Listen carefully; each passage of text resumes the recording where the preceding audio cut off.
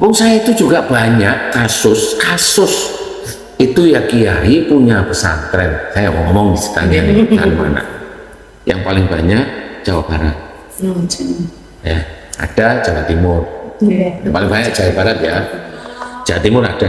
Nah, itu beliau juga ngamalin surat tertentu agar tidak terkena sihir. Itu sejak muda. Lah kan waktu ketemu sama saya itu ya ini kena santet Pak. Iya. Ya sudah, saya bantu doa aja. Doanya biasa aja, namanya doa kan. Intinya mau kemana ya bilang sama Allah.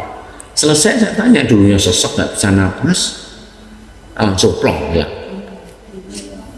Kemudian ya saya tanya, Pak Kiai, lah gunanya Pak Kiai baca ayat itu sebelum tidur kebanyakan itu untuk apa? Biar nggak kena sihir. Lah kok masih masuk? Loh kan saya tanya apa adanya. Lah baru ngeh dia.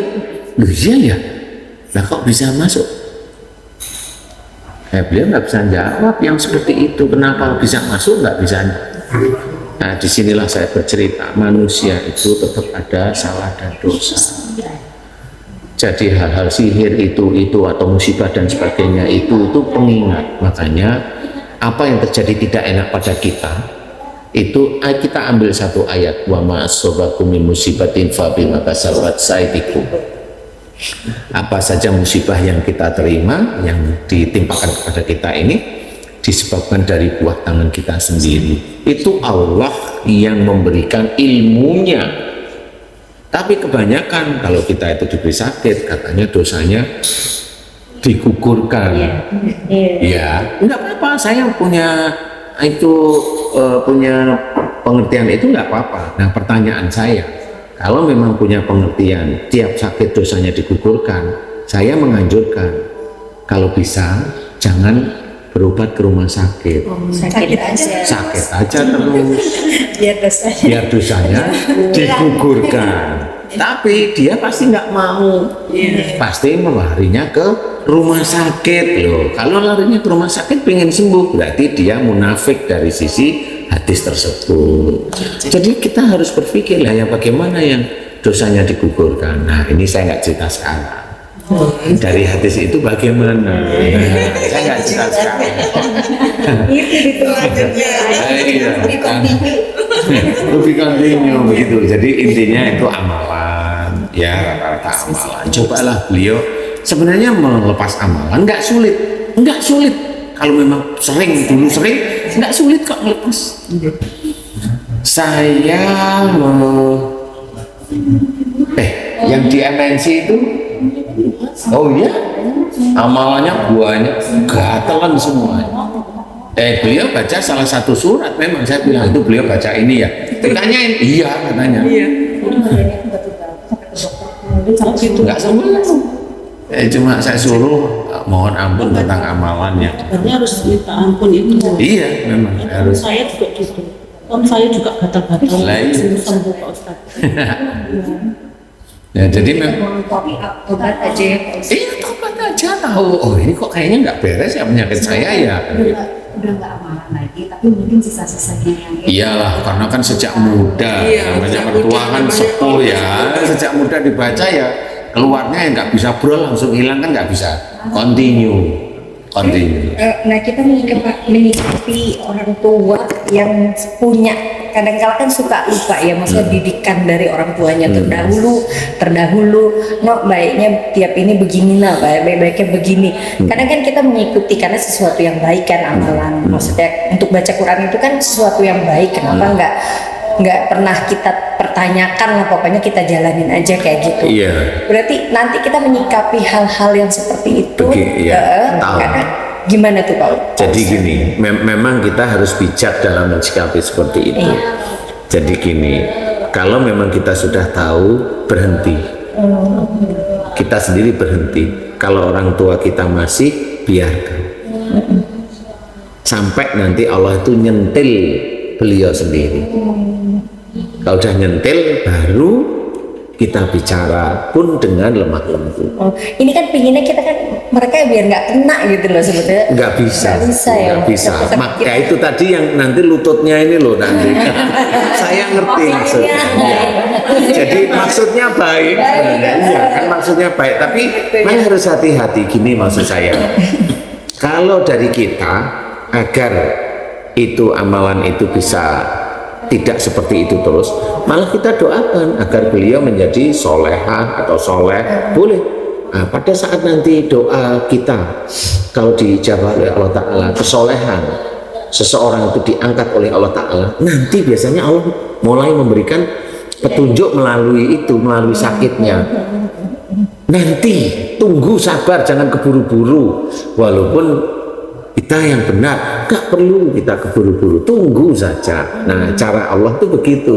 Karena apa? Kalau sudah ngerti itu baik, kemudian tahu orang tua kita begitu, kan ini nafsu, ini pengen ngasih tahu. Yang ngerti saya, tapi bukan itu yang diinginkan oleh Allah. Karena yang orang tua yang harus dikasih tahu itu lemah lembut, tidak bisa. Oh itu salah mana? Dia nggak pernah ngapa-ngapainnya.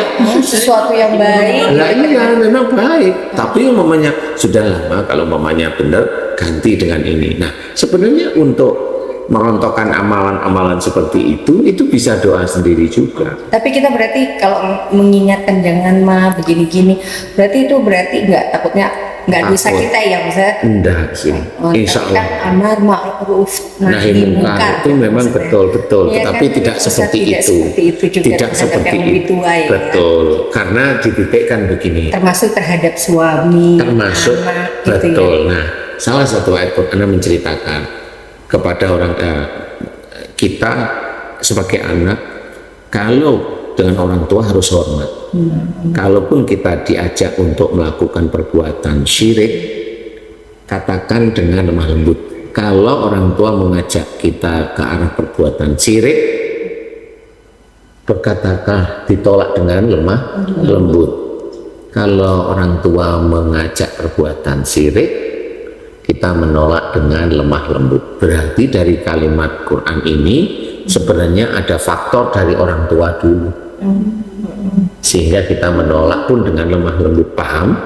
Kalau orang tua belum mendapatkan petunjuk, atau petunjuk, saya anggap petunjuk ya, sakit itu petunjuk menurut saya dari Allah, salah satunya melalui sakit, jangan kita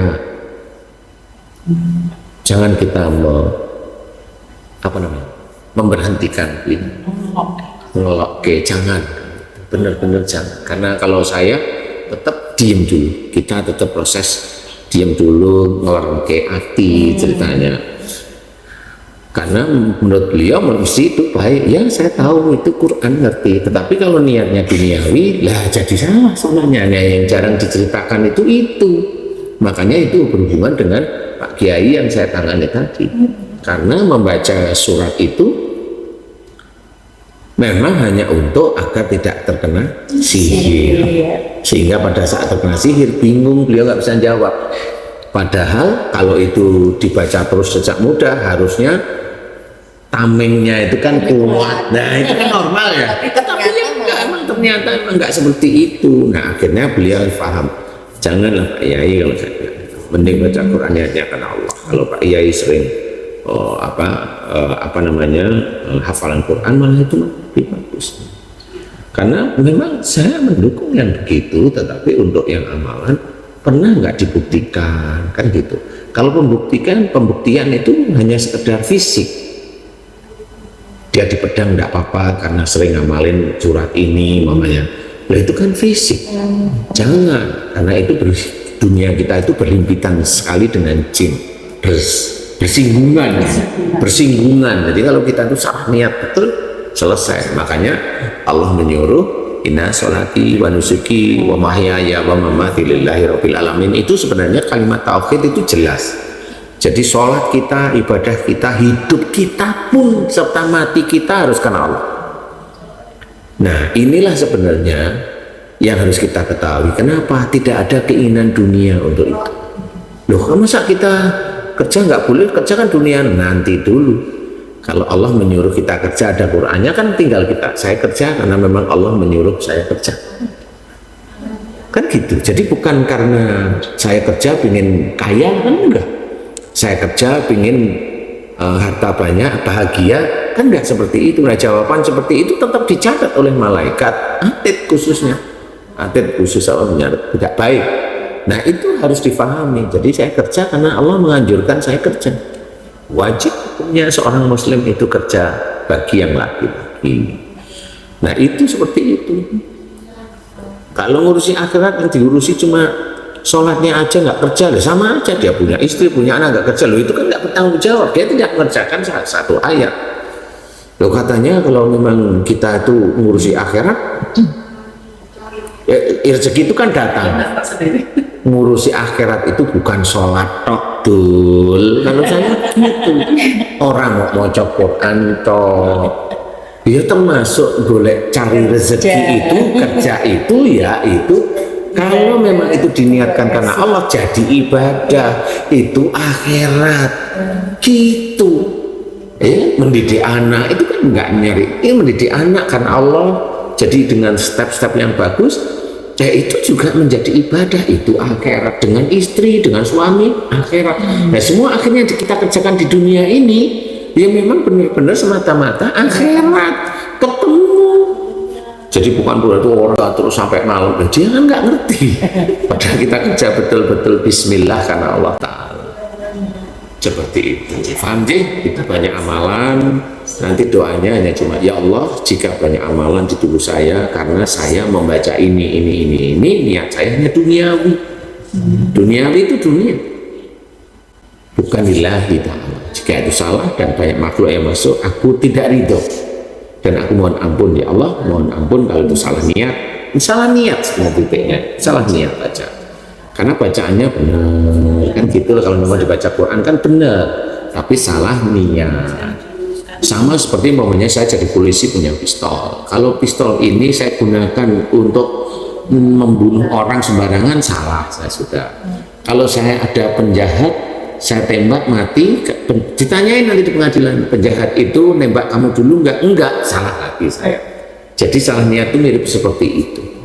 Jadi harus dipertanggungjawabkan. Makanya kita harus belajar untuk niatnya billahi ta'ala. Betul, jangan untuk ngawula nafsu kita. Kita masih di TV, saya pun masih ada ujub di sini. Waduh, ini harus ditekan. Masih ada riak, harus ditekan. Gimana caranya? Enggak muncul di otak dan di hati kita. Belajar. Semakin belajar, semakin hidayah itu terus diberikan pada Allah, semakin Allah yang akan menekan itu sendiri. Tapi kita tetap harus belajar. Karena makanya kalau sesuatu yang baik itu pasti datangnya dari Allah. Kalau seorang itu bisa melakukan sesuatu, jangan merasa itu dari saya, tapi itu dari Allah. Nah, itu belajar untuk tidak ujub, dia itu di sisi itu. Begitu Ibu Yuni, Ibu Novi, mudah-mudahan bisa dimengerti. Begitu sedulur guys yang beriman, ini pertemuan untuk ibu-ibu yang cantik cuanti ini. Sebenarnya mereka ini, beliau-beliau ini teman-teman istri saya. Jadi kalau saya macam-macam ngisi pengajian itu, yang WA masuk ke istri saya banyak. Ampun. Tapi alhamdulillah istri saya nggak pernah bilang nih WA minum. Sabar Pak Ustadz, alhamdulillah. Bukan karena istri saya takut sama saya.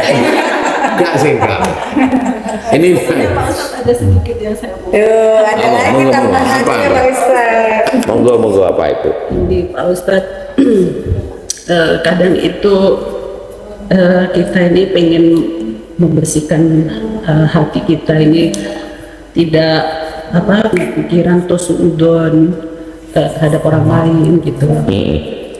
Kehidupan kita di dalam keluarga kondusif, tapi kadang ada hal-hal yang membuat kotor hati. Karena yang saya mau sampaikan, mau tanyakan ini masalah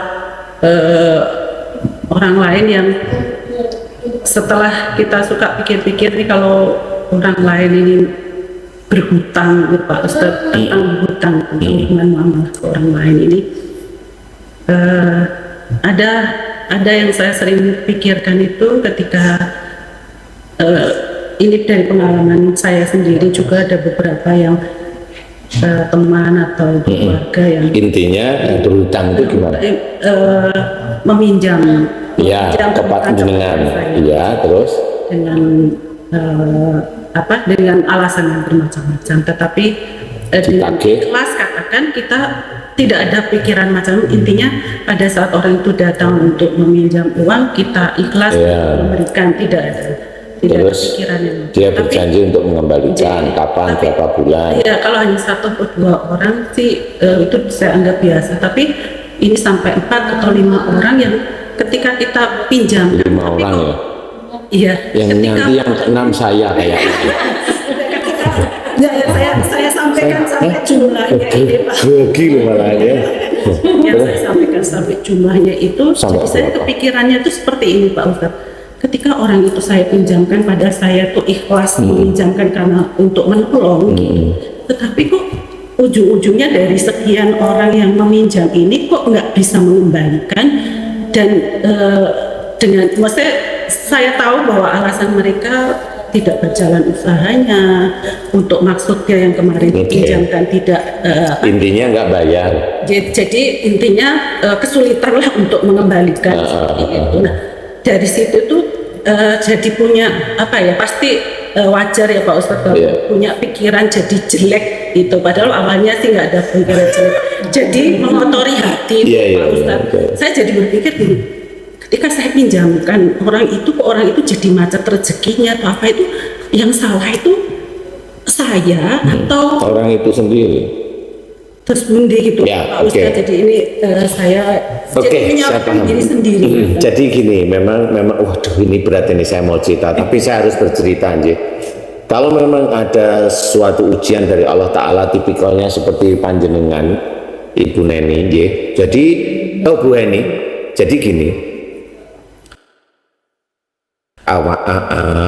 amati adalah cara kita mencari rezeki dulu. Kalau mamanya persoalannya adalah berhutang, dihutangi maksudnya ya, dihutangi, dipinjemin, Meminjam. kita meminjamkan gitu ya, meminjamkan pada orang lain. Itu kalau nggak, kok ini kok ada 4 orang nggak bisa ya, ke usaha-usaha gini. Kalau saya melihat, memang kita harus lihat dari rezeki kita ada yang aneh enggak, ada yang milik orang lain kita ambil enggak, ada yang nyikut kanan nyikut kiri enggak. Kalau memang rezeki itu utuh, memang tidak. Umpamanya rezekinya kalau ASN kan rezekinya segitu aja lah ya, cukup. Tapi kalau ASN rezekinya kadang-kadang ada bonus, ada ini, nah itu kan curiga ya kalau saya. Ya normal aja lah ya. Ya. Tapi kalau memang jenengan dagang atau apa, memang itu bersih ya. Nah, pelajaran dari orang yang meminjam itu adalah jenengan diuji oleh Allah Ta'ala. Kalau itu betul-betul jenengan diuji, bagaimana jenengan itu dengan harta itu masih milik enggak? Kalau sholat nih bisa aja ikhlas karena kan nggak ada persoalan sesuatu, hanya cuma ambil air wudhu, khusuk aja selesai. Tapi kalau uang itu kan memberinya ikhlas, itu kan awalnya kan menolong, karena kebanyakan kan kita itu menolong orang, ini kan menolong, tidak pernah difikirkan dia balik apa tidak, kan nggak pernah dipikirkan. Betul ya itu ya. Intinya kalau dia udah manis ini untuk usaha, berinya ikhlas itu kan awalnya kan menolong, karena kebanyakan kan kita itu menolong orang, ini kan menolong, tidak pernah difikirkan dia balik apa tidak, kan nggak pernah dipikirkan. Betul ya itu ya. Jadi intinya kalau dia udah manis ini untuk usaha, karena usaha saya begini, akhirnya menolong, tapi di otak kita kan balik. Di otak kita itu balik gitu. Nah, di situ adalah kalau memang rezeki jenengan bersih, berarti jenengan diuji tentang nafsu jenengan dengan harta. Nafsu jenengan dengan harta. Tapi orang yang minjem itu juga punya ujian lagi dia. Kalau dia memang tidak bisa mengembalikan, dia tetap akan berdosa. Apapun bentuknya dia akan berdosa. Dan bisa dianggap oleh sebagian ulama itu tidak masuk neraka. Tidak masuk surga. Tidak masuk surga beneran. Jadi di titik itu kita harus memahami, biarkan. Nah, bagi yang meminjami seperti panjenengan, kalau kayaknya uang saya ini bersih, bismillah, saya minjemin, tapi kok saya belum ikhlas? Ya karena memang belum pernah terfikirkan. Nah, di dalam Quran diceritakan, ada salah satu surat dalam Al-Baqarah ceritakan, jika ada orang yang meminjam dan dia itu keberatan untuk mengembalikan, tidak mampu, tapi dengan catatan dia berusaha memang akhirnya ludes, dia nggak bisa apa-apa. Yang disukai oleh Allah Ta'ala adalah bagi kita yang meminjamkan adalah mengikhlaskan. Memang itu susah mengikhlaskan itu. Nah itulah cara Allah untuk menguji kita itu dengan harta kita itu milik enggak. Milik itu maksudnya memiliki enggak gitu. Itu memang berat. Ya memang kita harus belajar. Jadi itu memang tidak bisa kita salahkan satu demi satu. Karena kalau kita mau meminjami sudah. Cuma bedanya begini, kalau ada seseorang pinjam untuk usaha, kalau saya mending nggak usah. Usaha itu mending nggak usah. Kenapa? Jarang baliknya biasanya. Mesti rontok di tengah jalan. Pasti rata-rata seperti itu. Bukan saya suuzon, memang susah. Apalagi masa-masa sekarang ini susah sekali.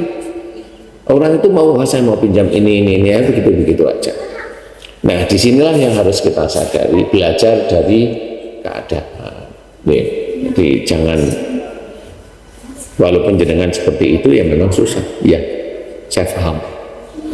Saya juga tetap ditagih atau ditagih boleh kalau udah bertahun-tahun ditagih udah nggak bisa, apalagi dia maki-maki, apalagi dia ini, ya sudahlah lepaskan aja, belajar ikhlas. Belajar saya nggak bisa bilang ikhlas ya, itu kan belajar.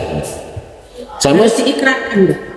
Yang mana? Harus diikrarkan nggak ketika sama? Harusnya jenengan dengan Allah aja cukup, kemudian diam, konsen, kemudian ya Allah saya belajar ikhlas saja. Untuk orangnya udah itu urusanmu, urusan dia denganmu ya udah gitu aja. Karena orang itu sendiri punya ujian sendiri. Tapi kita yang mengutangi wajib nggak untuk mengingatkan dalam arti dia punya hutang, kemudian saya ikhlaskan seperti itu nggak Pak? Karena kan biasanya jenengan ikhlaskan ya malah seneng dia. Mungkin siapa tahu Malah seneng dia terus pulang udah nggak pernah hubungin jenengan. Nah, itu yang ditunggu. Biasanya orang hutang kan Monggo, kalau saya sih monggo. Tapi kalau beliau jawab itu saya nggak punya uang, ya jangan kesel. Kalau ngingetkan itu boleh, intinya itu kan nggak kesel, nanti kayak bully ya nanti.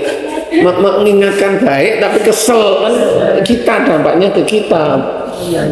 Itu kan namanya itu kan boleh, itu boleh. Anak itu memang apa namanya, sesuatu yang memang wajib bagi yang memberikan pinjaman, menagih itu boleh.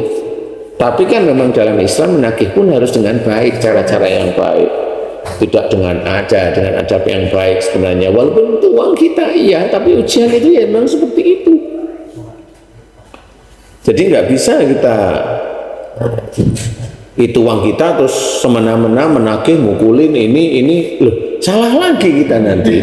Itu kan bentuk ujian dari Allah aja. Ya, berarti kita harus introspeksi bahwa itu mungkin adalah bentuk ujian dari Allah aja. Jadi memang harus kita pahami sehingga kita nggak salah nantinya di hadapan Allah.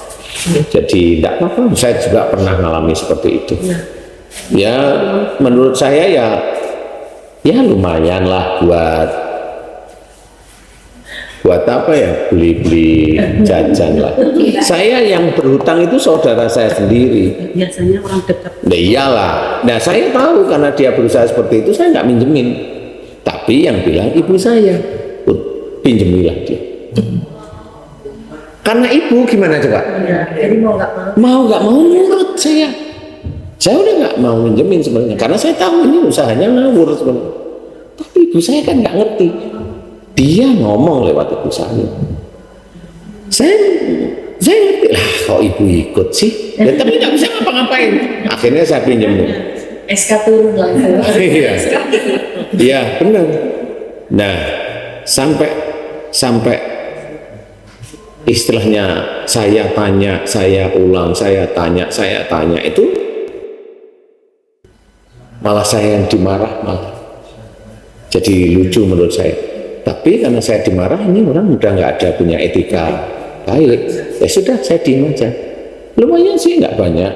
Ya cukup 1,3 M aja. Tapi memang harus belajar. Ya, pada saat dia itu jawabnya ketus, marah, saya harus diem.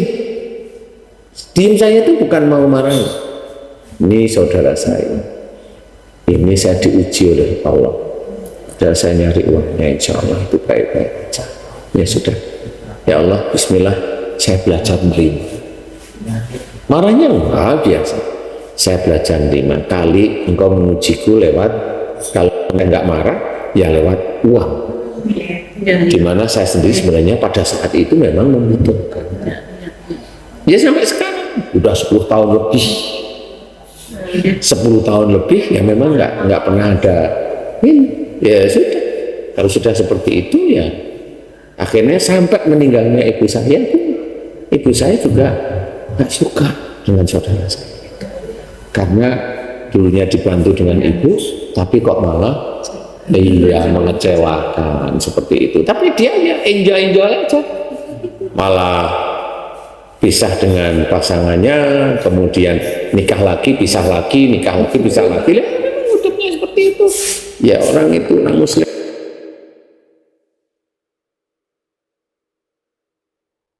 Ya dia berjilbab yang syari yang enggak ini gitu. Enggak, Allah itu enggak ngelihat jilbabnya kok. Allah itu melihat amalnya. Kalau memang ada dosa, ya sudah. Kan gitu ya. Belajar ya. Kok jadi pucet sih? Enggak macet. Macet. Artinya memang harus belajar. Kalau saya tetap bilang diri saya sendiri belajar ikhlas, ikhlas. ujiannya seperti itu. Nah itu yang saya suka. Jadi belajar Bu. Karena kalau kita nggak belajar nggak bisa. Sama pada waktu dulu kita itu belum bisa sholat, kita belajar baca Fatihah itu kan berkali-kali. Nanti kita terapkan sholat lama lupa. Dulu waktu belajar nggak usah terlalu dirisaukan. Siapa tahu memang itu yang nanti kalau jenengan bisa ikhlas, malah itu yang nanti menjadikan sedekah yang lillahi ta'ala yang seperti itu. Jenengan harus belajar. Saya nggak menyalahkan jenengan, dan nggak menyalahkan yang minjem. Saya sendiri, kalau memang mau memberi beneran, apa nih? di atas. Nah, iya memang ujiannya memang seperti itu. Tapi kalau memang jenengan itu sudah tahapannya itu seperti memang ini kayaknya saudara saya ini memang kalau mau ngembaliin nggak bisa. Kalau dia punya untuk usaha udah jangan. Kalau untuk makan silahkan. Kalau untuk makan monggo silahkan. Usaha jangan, pasti ketipu. Oh sekarang itu yang inventaris, kok inventaris ya namanya? Yang bodong itu apa namanya? Investasi bodong itu kan banyak. Arisan segini, sekian table itu kan ya bohong-bohongan. Tapi karena kita menginginkan tergiur sama duniawi lagi ya ujiannya banyak. Makanya kita bersikap cerdas saja. Kalau untuk usaha jangan. Kalau mau kita ngasih ini, wah udahlah, ini saya pinjemin sekian. Apa 5 juta atau 10 juta, kalau jenengan 10 juta masih bisa, silahkan.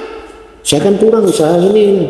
Ya pinjam yang lain aja, siapa tahu kalau kamu memang bisa ya bisa. Mana nggak tahu orang itu seperti itu. Jarang orang itu beres itu, jarang sekali. Ya saya tidak menyalahkan jenengan. Ayo kita belajar karena itu juga. Oh teman saya ngaji pun pernah ada yang menipu saya. Teman ngaji saya akrab sejak SMA, sejak kuliah udah begini. Ada teman saya. Habis itu terus ngilang. Ya lumayan lah, 400 juta. Yang lain banyak. Ya harus belajar seperti itu. Sehingga kalau kita memang diuji dengan seperti itu, sabar, kemudian nggak terlalu dipikirin, ya malah bisa aja malah rezekinya ditambah terus sama Allah. Kalau saya mikirnya begitu. Kalau memang kita itu udah di ASN, ya cukup segitu, tapi anak-anak besok bisa dimuliakan. Nah, ya itu dimuliakan oleh Allah Ta'ala, malah anak-anak yang menolong kita. Walau alam saya nggak ngerti gitu. Kalau saya berpikirnya harus panjang ke depan, jangan hanya mikirin itu aja. Dunia boleh dipikir, ya siapa sih yang nggak pengen uang ya, tapi ya harus berpikir yang bagaimana yang harus kita cari, yang bagaimana kita harus tolak. Sedini mungkin kita belajar, karena namanya tauhid itu susah, sangat susah.